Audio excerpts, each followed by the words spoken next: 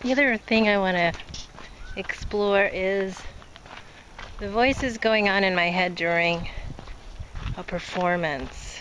So for instance, our hour and a half on the street in Palo Alto, I say that I want to be in that place of freshness and creation and vulnerability of improvisation.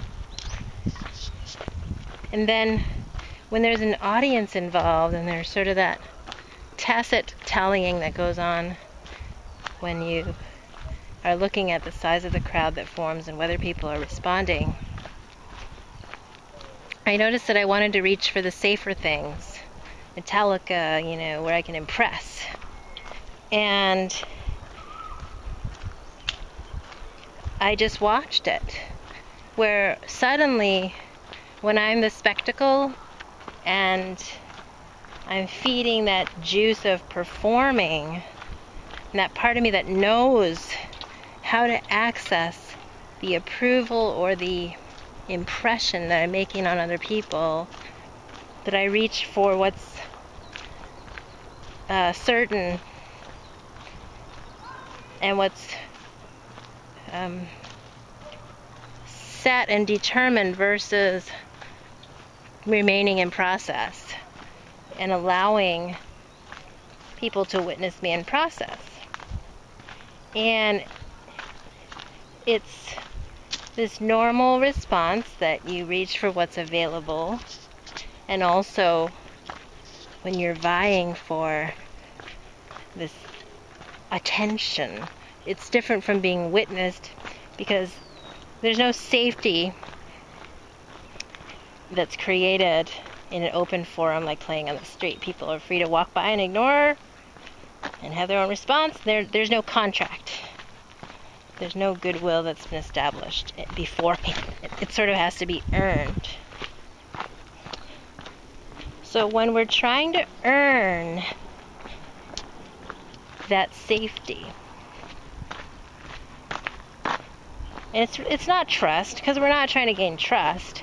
We're just trying to get attention and basically approval to the extent, well, people like it.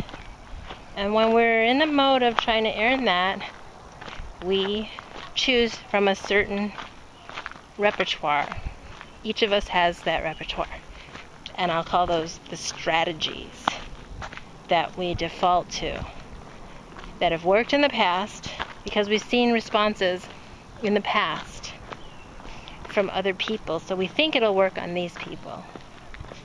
We then shy away from things that we don't know, meaning it could go either way. We don't know that it won't work. We just don't know that it will. So we shy away from what we don't know in favor of what we think we know because it worked in the past. And that's an interesting one-way valve that we create. Creates more of the same types of people with similar tastes, and then it creates more and more of an expectation from the audience about what we're going to deliver next time. Now it goes both ways. If we develop a reputation of being unpredictable, being vulnerable, being in process, being slightly different every time, then we'll attract an audience that craves that and is attracted to that experience. So I'm not saying that it's not possible to use the strategy of freshness and innovation and total unpredictability to build an audience. Maybe that's what Madonna has actually done over the period of decades, consciously or unconsciously. But I find myself at this young stage of my creative development to be defaulting to what I think sounds good based on a prior standard. So I'm assuming people have heard violin before and they'll recognize that it's good when I play the sounds that I make on Metallica. when I'm in accompanying mode or just kind of dancing with notes, I expect only a small portion of people to get it. And therefore, I don't feel that I'm in audience building mode, but I don't know that that's true. I think that I gathered some evidence on Sunday that there are people that appreciate it. There are musicians that walk by. There are just people that appreciate different kinds of sounds. And I have no idea who's going to walk up. And how do I know that they're going to like flashy violin stuff? I'm assuming that because that's my background. That I was trained to like that, even though I don't personally even like listening to that for my own pleasure. I like more of a depth of sound that comes from somewhere else other than technical mastery. So interesting.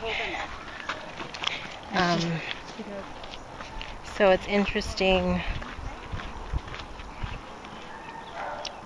to note how we project, even in this realm of pushing the envelope as I'm trying to do, and as I say I'm trying to do. And it's just such a process, fascinating process.